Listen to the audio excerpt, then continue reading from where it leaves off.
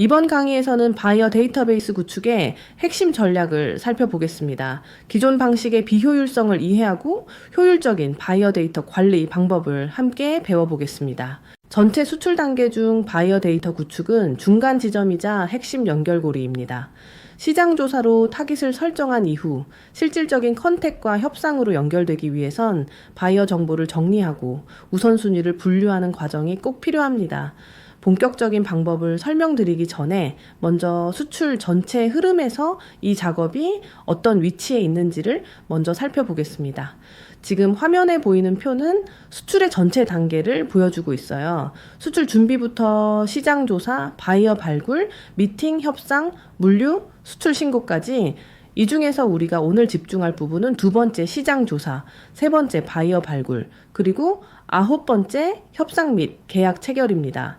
이번 시장 조사에서는 타깃 국가를 설정하고 3번 바이어 발굴 단계에서는 어떤 유통 구조 안에 어떤 바이어가 존재하는지를 파악하게 되죠. 이 단계에서 가장 중요한 건 그냥 데이터를 찾는 게 아니라 정확한 바이어, 즉 결정권자를 발굴하는 것입니다. 수많은 정보 중에서 우리와 진짜 연결될 가능성이 있는 바이어를 선별하는 게 핵심이에요. 그리고 이때부터 축적되는 바이어 정보가 5번째 신뢰 형성, 6번째 바이어 선별, 그리고 9번째 협상 및 계약 체결까지 이어지면서 실제 매출로 연결되는 기반이 됩니다. 그래서 저는 이렇게 말합니다. 수출의 절반은 데이터 관리에서 결정된다. 단순히 제품이 좋아서가 아니라 누구에게, 언제, 어떻게 제안하느냐가 결국 성과를 만듭니다. 바로 이 지점에서 바이어 데이터베이스 관리의 중요성이 시작되는 겁니다.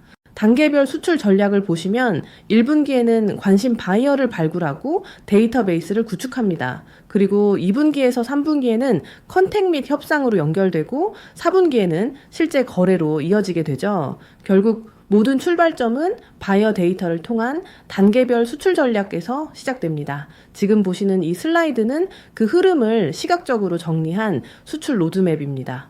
디지털 무역이 있기 전에는 통상적으로 B2B 무역은 3년의 시간이 걸린다라는 말을 많이 들으셨을 거예요. 그만큼 맞는 바이어를 만나는 게 어렵죠. 하지만 디지털 무역 시대에는 바이어 데이터를 전략적으로 잘 활용한다면 1년이라는 시간 안에서도 충분히 초기 협상, 계약 및 확대가 가능합니다. 여러분이 지금 수출을 준비하고 있다면 이 로드맵은 단순히 계획표가 아니라 바이어 데이터를 어떻게 실적과 계약으로 연결할 수 있을지를 직접 보여주는 실행 전략이 됩니다. 1분기 시장 조사 및 바이어 DB 구축, 1분기에는 타깃 시장을 조사하고 해당 국가에 맞는 바이어를 발굴해 리스트를 만듭니다. 이때 단순히 많이 모으는 게 아니라 우리와 잘 맞는 바이어를 선별해 정리하는 게 핵심이에요. 2분기 바이어 접촉 및 초기 협상, 2분기부터는 이메일, 샘플 발송, 상담 제안 등 실제 접촉이 시작되는 시기입니다. 그리고 이때부터 반응 기반 데이터가 쌓입니다. 누가 열어봤는지, 누가 응답했는지, 누가 관심이 있는지. 3분기 협상 심화 및 계약 성사, 3분기에는 구매 의사와 반응이 확인된 바이어 중심으로 협상이 이루어집니다. 이 시점에서 바이어 데이터는 정리된 명단을 넘어 전략적 대응 리스트로 진화하죠. 4분기 거래 확대 및 관계 유지. 4분기에는 계약이 성사된 바이어를 기반으로 거래를 반복하고 확장해 갑니다. 그리고 이 모든 성과는 데이터 기반 접근 덕분에 가능한 일이죠. 정리하면 바이어 DB는 그냥 관리 차원이 아니라 수출 성과를 예측하고 만들어내는 전략적 자산입니다. 다음 단계부터는 이 데이터의 활용 방법을 실제로 알아보겠습니다.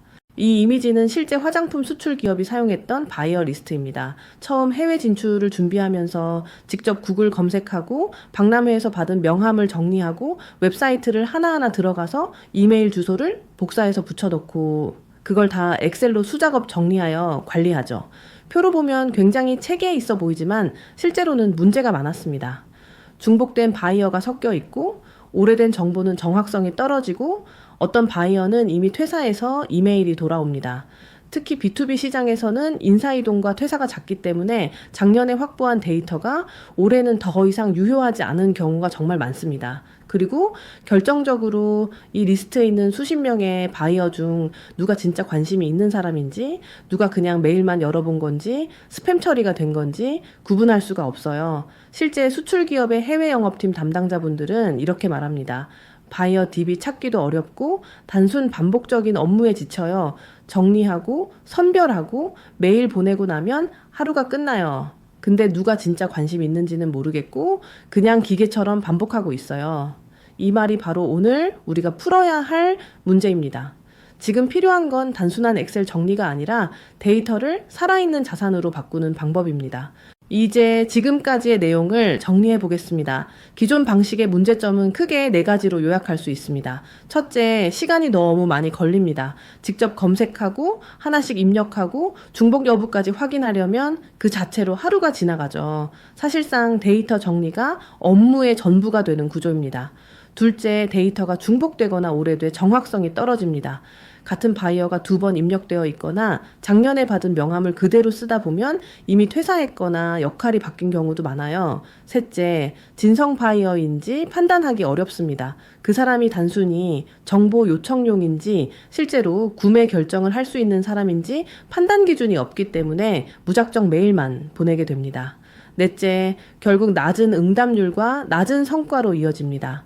열심히 100명에게 보냈지만 회신은 3명도 안 오는 경우 많죠. 왜냐하면 바이어의 니즈와 맞는 제안이 아닌 그냥 대량 메일이기 때문입니다.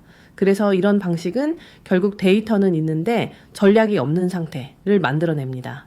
오늘 강의의 핵심은 바로 이 4가지 문제를 단계적 데이터 전략으로 해결하는 것입니다. 그래서 우리는 이제 바이어 데이터를 단순한 목록이 아니라 행동 기반의 데이터로 봐야 합니다. 바이어가 메일을 열었는지, 그 안에 링크를 클릭했는지, PDF나 브로슈어를 얼마나 오래 열어봤는지, 이 모든 행동이 바로 구매 의사를 나타내는 신호입니다. 우리는 이걸 관심도 지표라고 부릅니다. 예를 들어 설명해 볼게요. 어떤 바이어는 메일을 한 번 열고 끝났어요. 반면 어떤 바이어는 PDF를 다운로드하고 가격표를 2분 이상 읽고 구글 검색으로 홈페이지에 들어오고 챗GPT에 경쟁력을 물어보고 다음날 다시 메일을 열어봅니다. 누가 더 진지하게 검토하고 있는 걸까요? 당연히 후자입니다. 그래서 우리는 단순 이메일 오픈 여부보다 링크 클릭, 문서 열람 시간, 거래 문의 같은 행동의 깊이를 더 중요하게 봅니다.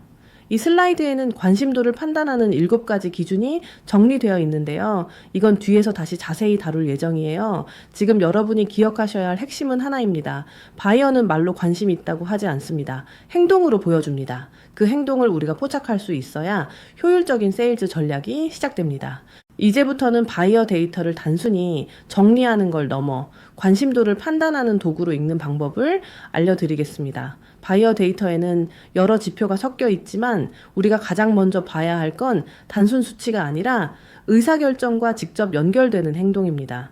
분석에서 가장 우위를 점하는 기준은 무엇일까요? 행동 데이터입니다. 가장 중요한 신호는 견적 요청, 미팅 요청처럼 바이어가 우리에게 명확한 요구를 보낸 경우이겠죠. 단순한 관심이 아니라 구매 의사로 해석해도 됩니다. 두 번째는 문서 열람의 질적 데이터입니다. PDF를 다운로드만 한 게 아니라 실제로 2분 이상 열람했다면 그 문서는 검토된 겁니다. 그게 가격표든 기술자료든 그 시간은 의도된 탐색입니다. 세 번째는 행동의 연속성, 즉 후속 행동 데이터입니다. 링크 클릭 후 웹사이트 체류, 상담 챗봇과의 대화, 제품 페이지 2회 이상 조회 등 이런 건 구매 고려 단계로 들어간 바이어일 수 있습니다. 그렇다면 실제 우선순위는 우리가 가장 먼저 반응해야 하는 건 이 4가지입니다. 견적 문의와 거래 제한, 줌 미팅 요청, 문서 열람 및 다운로드, 체류 시간. 행동의 연속성, 즉 후속 행동 데이터. 이 바이어들은 지금 생각 중이 아니라 움직이고 있는 바이어입니다. 그리고 이 움직임은 수치가 아닌 행위의 무게로 판단해야 합니다. 2차적 지표는요, 이메일을 여러 번 열었다. 동일 문서를 반복해서 열었다. CTA 버튼을 클릭했지만 후속 반응은 없었다. 이런 행동은 지속적인 관심으로 볼 수 있지만 즉시 반응보다는 관찰이 필요한 지표입니다. 적절한 타이밍에 다시 제안하거나 A/B 테스트로 메시지를 조정할 필요가 있어요. 핵심 정리하자면 데이터는 단순히 보는 게 아니라 해석해야 합니다. 어떤 바이어는 PDF를 3분만 봐도 미팅을 요청하고 어떤 바이어는 여러 번 열어도 아무 말이 없어요. 그래서 중요한 건 행동의 횟수보다 질, 형식보다 맥락입니다. 이제 여러분은 바이어의 행동을 수치로만 보지 않고 전환 가능성으로 읽을 수 있어야 합니다. 이제 앞서 배운 이론을 실제 시나리오에 적용해 보겠습니다. A 바이어와 B 바이어 둘 다 같은 시점에 제품 소개 메일을 받았습니다. A 바이어는 이메일을 3회 열람하고 PDF 자료를 5분 이상 열람하며 관련 질문을 메일로 회신했습니다. 이건 명확한 관심 행동이죠. 반면 B 바이어는 이메일을 여러 번 열었지만 문서 열람도 회신도 하지 않았습니다. 이럴 땐 주저할 필요 없이 A 바이어를 우선 대응해야 합니다. 왜냐하면 우리는 많은 사람에게 말 거는 전략이 아니라 진짜 반응하는 사람에게 집중하는 전략을 해야 하니까요. 시간, 샘플, 미팅 제한, 인력의 리소스는 관심도 높은 바이어에게 먼저 써야 비용 대비 성과가 높아집니다. 그런데 문제는 이걸 사람이 직접 하나하나 읽고 판단하기 어렵다라는 거예요. 이메일, 문서 열람, 웹사이트 체류 시간까지 각기 다른 시스템에서 따로따로 확인해야 하죠. 그래서 나온 게 바로 이 모든 데이터를 통합해서 바이어의 행동을 분석하고 관심도를 자동으로 파악할 수 있는 디지털 무역의 인텔리전스 플랫폼 커넥트 AI입니다. 다음 슬라이드에서는 커넥트 AI가 실제로 어떻게 작동하고 기업들이 어떤 성과를 만들고 있는지를 보여드리겠습니다. 지금부터 소개드릴 이 화면은 커넥트 AI 플랫폼의 실제 대시보드 일부입니다. 커넥트 AI는 수출을 준비하는 기업이 데이터 기반 수출 전략을 직접 실행할 수 있도록 설계되었습니다. 앞서 배운 관심도, 분석, 행동 기반 우선순위 분류, 이 모든 걸 사람이 일일이 하지 않아도 대신 읽고 분석하고 해석하여 누가 지금 가장 중요한 바이어인지를 알려줍니다. 화면을 보시면요. 제안서를 누가 열람했는지, 몇 분 열어봤는지, 어떤 바이어가 가장 관심이 많은지 실시간 랭킹으로 확인이 가능합니다. 그리고 아래쪽 리스트에는 어느 기업의 어느 부서, 누구에게 도달했고, 현재 바이어별로 제안서 확인인지, 열람 완료인지도 알 수 있죠. 모니터링만 봐도 어떤 바이어에게 연락해야 할지, 어디에 미팅을 제안해야 할지가 명확하게 우선순위로 정리됩니다. 이전까지는 제안서를 보냈는지 안 보냈는지도 모르고 바이어가 열어봤는지 어디서 멈췄는지도 몰랐죠. 이제는 다릅니다. 바이어의 행동 하나하나를 데이터로 분석하고 ROI 높은 타깃을 자동으로 알려주는 플랫폼, 그게 바로 커넥트 AI입니다. 지금 보시는 이 기술은 커넥트 AI의 핵심 기능 중 하나인 ITDIA, 리얼타임 도큐먼트 인터랙션 애널리시스입니다. 쉽게 말해 실시간 관심도 행동 분석이라고 할 수 있어요. 이 기술 안에는 두 가지 중요한 기능이 있습니다. 바로 모리와 제에나입니다. 모리는 실시간으로 바이어의 행동을 모니터링해서 지금 누가 관심이 높은지를 알려주고, 제에나는 시장조사 기반 데이터를 바탕으로 전략을 자동화합니다. 이 두 기능이 함께 작동하면 바이어 행동 기반의 수출 전략이 정확하고 신속하게 실행되는 구조가 완성됩니다. 즉, 실제 계약 가능성이 높은 바이어를 데이터로 식별하고 자동으로 대응할 수 있는 시스템이라는 거죠. 다음 슬라이드부터는 모리와 제에나가 어떤 방식으로 작동하는지 하나씩 살펴보겠습니다. 해외 세일즈 담당자 분들이 이렇게 말씀하세요. 박람회에서 명함은 수백 개 받았는데 누구에게 연락해야 할지 몰라서 그냥 일단 전부 대량 이메일을 보내고 그중 누가 먼저 답장하나 기다리는 수밖에 없어요. 이 방식은 익숙하지만 너무나 비효율적입니다. 모리는 이 모든 리스트를 단순히 많이 보내고 기다리는 방식이 아니라 누가 실제로 반응했는지를 실시간으로 분석해서 가장 먼저 대응할 바이어를 정확하게 알려주는 기능입니다. 이제 모리가 알려주는 바이어에게 바로 메시지, 이메일, 전화하여 세일즈로 연결해 보세요. 이제 모리가 지금 누가 관심 있는 바이어인지를 실시간으로 알려줬다면 그 다음 단계는 그 바이어에게 언제, 어떤 전략으로 비즈니스를 제안할 것인가를 결정하는 일입니다. 하지만 이걸 매번 사람이 직접 쓰고 타이밍 맞춰 보내고 엑셀에 기록하고 다시 피드백 정리하고 실무자 입장에서는 정말 벅찬 작업이에요. 그래서 등장한 것이 바로 제나입니다. 제나는 모리가 찾아준 관심 바이어를 기반으로 어떤 메시지를 보낼지 판단하고 기업별, 국가별로 전략을 구성하고 메시지를 자동으로 작성해서 타이밍에 맞춰 전송하고 그 결과까지 전달해 줍니다.